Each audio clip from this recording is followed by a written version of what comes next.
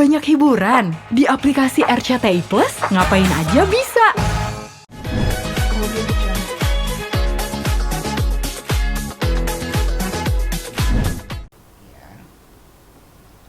Persoalan ibunya dengan bapaknya itu adalah persoalan lain. Tapi ini ada anak yang dia mau tidak mau akan tumbuh kembang, besar dan menjadi dewasa. Dia akan menjadi layaknya manusia yang utuh. Tapi apakah manusia yang layak dan utuh ini dapat hidup dan berkembang tanpa mendapatkan bantuan daripada orang lain, khususnya perempuan sebagai ibunya dan laki-laki sebagai ayahnya? Ya. Nah, itu yang menjadi cerminan pada putusan Mahkamah Konstitusi itu, yang akhirnya dia merubah normanya. Dia perluas pertanggungjawabannya.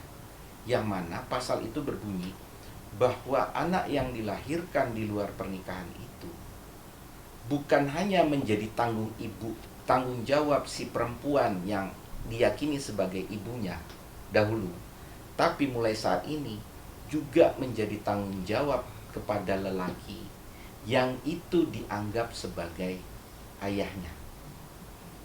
Ya. Nah, ayahnya di sini saya garis bawahi lagi, ini sering-sering jadi polemik juga nih. Ayah yang saya maksud di sini adalah ayah biologis.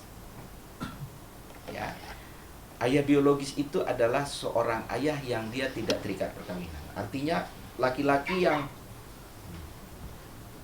mempunyai kontribusi terhadap seorang perempuan dan melahirkan anak, maka si laki-laki tersebut dapat dimintakan pertanggungjawabannya karena dia dianggap telah melakukan suatu perbuatan melawan hukum.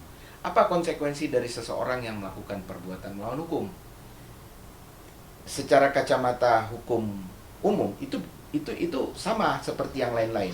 Bagaimana kalau umpamanya Anda melakukan perbuatan melawan hukum di jalan raya, lu membawa mobil dalam keadaan mabuk terus nabrak orang, terus orang itu menjadi celaka. Apa perbuatan melawan hukum yang terjadi?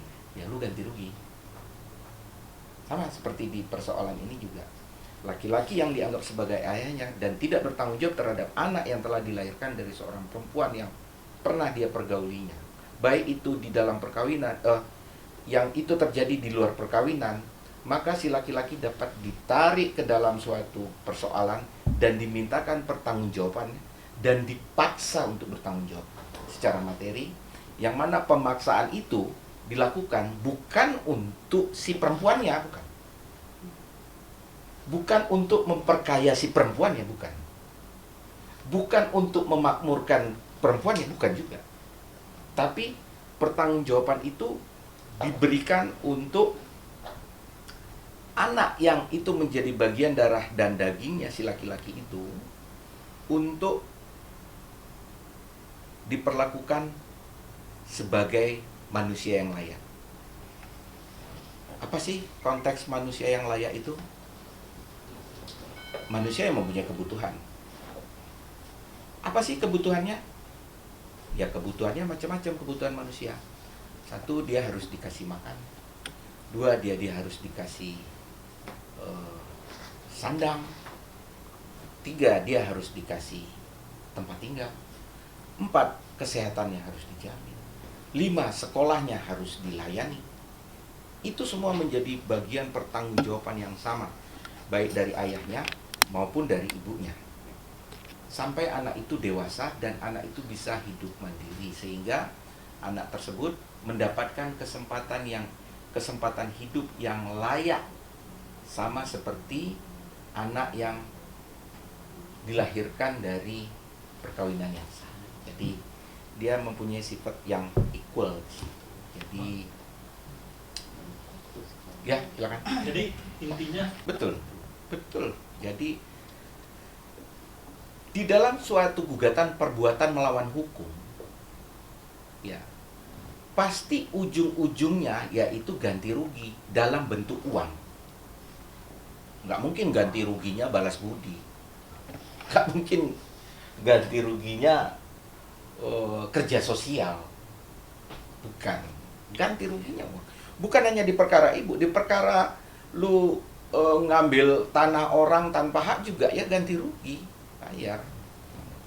Dalam semua tingkat perdata itu ganti rugi. Jadi ganti rugi itu adalah suatu hal yang wajar dan jangan disikapi seolah-olah ini menjadi suatu hal yang menyesatkan, seolah-olah dianggap klien saya ini mengkomersialkan perkara untuk keuntungan dia pribadi. Itu tidak benar.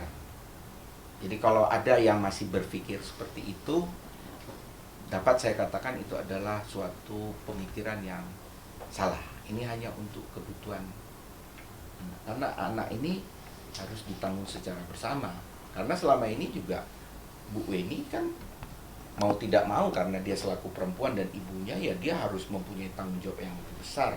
Berbeda dengan laki-laki yang mungkin bisa meninggalkan perempuan dan melupakan sementara anaknya. Bang, melihat kasus-kasus yang Begini, Undang-Undang Perlindungan Anak itu juga mengatakan bahwa seorang anak yang dilahirkan itu harus jelas jati dirinya. Ranting keluarganya harus disampaikan. Kenapa? Karena jangan sampai ketika dia besar nanti dia tidak mengenal siapa saudaranya, sehingga terjadi suatu perkawinan yang secara agama dan secara secara agama dan moral itu terselewengkan. Contohnya dia kawin incest, kan bisa terjadi karena dia tidak tahu ini sebenarnya adikmu, ya toh. Terus terjadi perkawinan yang seperti itu kan juga itu suatu hal yang tidak boleh terjadi sebenarnya. Jadi jati diri anak itu harus confirm. Ini dia dilahirkan dari sel telur wanita yang bernama siapa, dan sperma dari laki-laki yang mana, ya. Sehingga ketika itu dapat dinyatakan secara konkret, saya katakan seperti itu, maka kalau umpamanya saya berandai ya, saya berandai, katakan si Rizky-nya punya anak laki-laki dari perkawinannya yang lain. Di sisi lain dia mempunyai anak perempuan dari perkawinan yang lain. Karena ini tidak jelas jati dirinya, mereka bisa bertemu dalam satu waktu. Dan mereka bisa mempunyai suatu hasrat manusia yang layak. Sehingga harus dibatasi betul bahwa ini adalah putramu dan ini adalah putrimu. Tapi sifat secara hukumnya berbeda. Yang kamu saya terikat perkawinan, yang ini tidak terikat perkawinan. Sehingga kamu masih dalam satu gen saya. Ya. Karena masih dalam satu gen saya, maka harus disikapi ini adalah saudara. Saudara ya, saudara. Nah,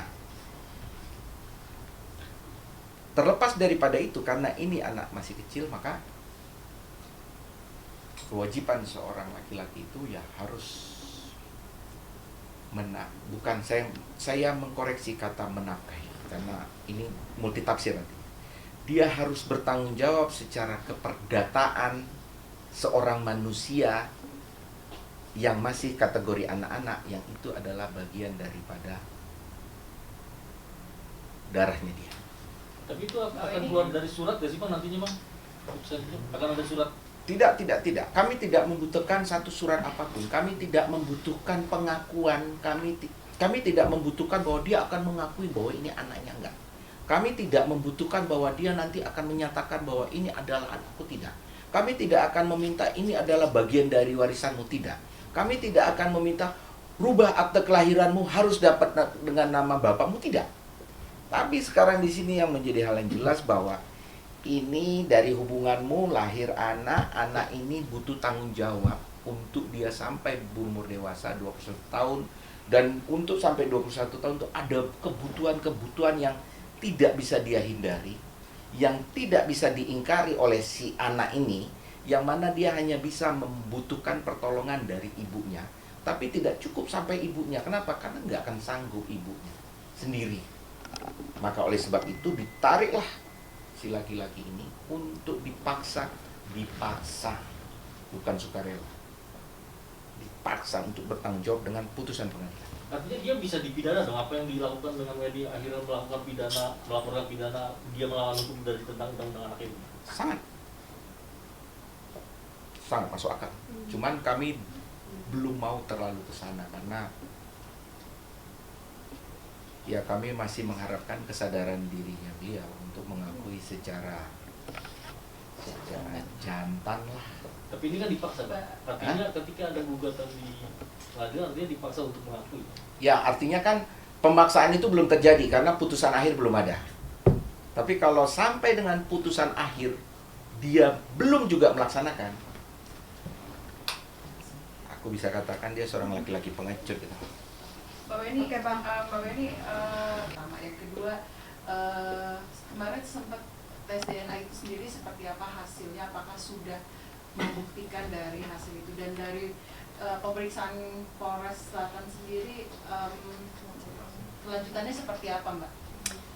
Pertanyaan pertama itu ya, kalau nanyain perasaan mengenai hasil kemenangan putusan setelah ini ya, alhamdulillah saya sangat senang. Saya dan tim kuasa hukum pasti senang. Artinya kasus ini kan gugatan kita berlanjut, bahwa materi kita tidak ada rekayasa sekali lagi, dan kita akan terus berjuang untuk sampai nanti ada putusan akhir. Kalau pertanyaan yang kedua, apakah sudah ada hasil DNA? Belum ada, karena kan kita sedang mengajukan nanti ya Bang ya. Masih nanti pengajuannya masih nanti. Kalau untuk tes DNA di Pengadilan Negeri Tangerang, jadi belum ada hasilnya. Terus kalau untuk pidana mungkin Bang Ferry lebih ini kali ya, mengenai laporan pidana di Polres Selatan maksudnya. Itu bagaimana? Proses perkara pidana kita di Polres Selatan, untuk tahap awal kan Bu ini sudah di BAP. Nah, tahap berikutnya itu adalah pemanggilan saksi-saksi dari kita. Nah, itu kan belum lengkap. Nah, setelah itu semua selesai, barulah dari pihak terlapor yang akan diperiksa. Tapi dari pemanggilan dari saksi Bu ini sendiri belum dipanggil? Belum dipanggil. Berarti untuk pihak dari Reksi sendiri Belum ada? Belum. Kan tunggu dari kita selesai dulu. Dari jarak pelaporan tersebut sampai pemanggilan Bu ini berapa minggu, Bang? Saksi. Saksi. Mungkin sekitar 3 mingguan, 3-4 minggu. Ya mungkin dalam waktu dekat ini kayaknya, karena kan kalau saya hitung dari terakhir Bu di BAP kan sudah ada lebih dari 3 minggu ya. Iya. Bahwa ini yang dilakukan oleh Rizky Aditya yang sudah ini, apa yang salah dengan Rizky, atau ada orang yang belakang yang mempengaruhi Rizky sehingga berbuat seperti itu? Enggak sih, kalau buat saya pribadi ya, kalau yang udah lewat saya tidak mau bicarakan ya, tapi kalau yang saya lihat adalah pengakuan dia tidak mengakui Kike. Ya saya tidak tahu apakah ada orang yang memberikan penekanan kepada dia, saya tidak tahu. Cuman baik lagi, kita pribadi kan punya hak gitu loh, kita punya hati nurani. Makanya dari awal saya bilang, saya minta tolong pada hati nurani, karena saya dan tim kuasa hukum saya masih sangat menerima untuk berdamai sebetulnya. Makanya saya ulang-ulang terus, apa tidak ada hati nurani? Lihat seorang anak, jangan lihat sayanya gitu. Kalau dia tidak mengenal Weni, nggak ada masalah juga, nggak ada apa-apa. Cuman kan ini ada anak, balik lagi ini ada anak yang memang kita harus berdahulukan kepentingannya itu.